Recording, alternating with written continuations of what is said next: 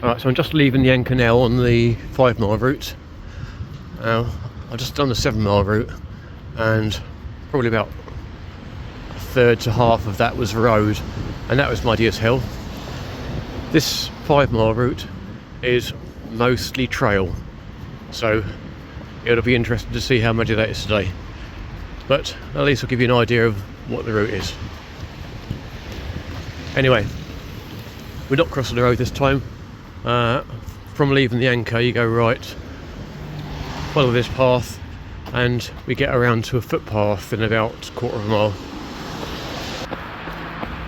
Okay, so the footpath is coming up. It's just around that chevron sign, not down there. That's a private path, and you can see the cone there, and down here, straight the way up to Wickenburgh. So we're going out across this field, along the marked footpath, towards that line of trees. We go through those trees and follow the path up towards Wickenburgh, but we'll be turning off towards Seaton after a little while, but I will point that out in another little clip. Alright, 1.3 miles into the 5 mile route, get to this point here where across the road, and the path goes two ways. To the left that goes out to Wickham, to the right that goes out to Wickenburgh, but we're going to get to the end of this and we're going to go through Seaton and cut a right, miss out Wickenburgh, and then head out towards Preston. Right, come out of that path here and we're hanging a right. This is the point just over the bridge for the river. See a footpath sign there, and we're cutting across the field there. Now I don't recall if it's to the top corner or the bottom, but let's find out. Okay, looks like we are going along the bottom here and just following the tree line here to the right. Okay, when you get to this bridge, we're crossing over almost at the halfway point of the 5 mile now.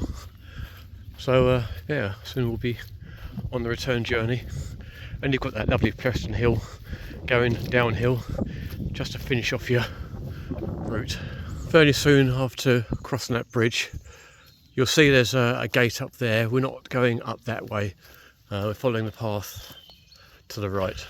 So at the end of that muddy bit, I've come out here onto I can't remember the name of the road now. Anyway, it's a road at least, so you do get some easy running here, and then that's like this, I guess, until Preston Hill, where we're not going straight down Preston Hill, we're cutting across just to make up the 5 miles, and then joining it again. Alright, we're just approaching the other side of part of one of the other routes. So previously we came down Heart's Delight Lane and went down Wenderton Lane, which is the name of the road I was trying to think of back there. So we're heading down Heart's Delight right to the end, in the opposite direction from Paul. Yeah, so at the end of Heart's Delight Lane, we're taking a little detour because there's no path there. So we're taking a detour across into Nash Road, and there's a footpath to the right going through fields that we've done on a previous route. So we're taking that, joining Preston Lane again a little bit further down where there is footpath, and back to the anchor. Okay, there's our footpath just prior to Ormestone Road. So the path itself, as you can see, runs between those line of trees. You can see the path just keeps following a trail between these tree lines. Now just cross this path here and we are almost now back at Preston Hill. Yeah, left, and you'll see. Ooh, try not to trip over. And then you'll see this row of sheds, huts, and to the rear of those houses there. We're going past those, and then a path cuts off to the right, which takes you back onto Preston Lane, Preston Hill. It's deceptive. From where I've just come from, which is there, that's the edge of those line of sheds.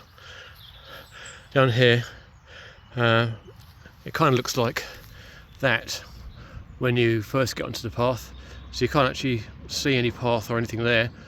It's only when you go down there a little bit that you see some cars parked, and that's where we're going. So don't be fooled, this is a footpath back onto the road.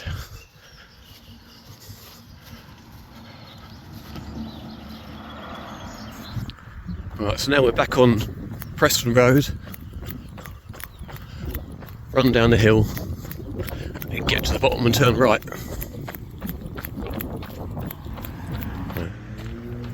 At this point we run out of footpath, so just cross over the road and then down the hill, and you can see there we're turning right at the bottom.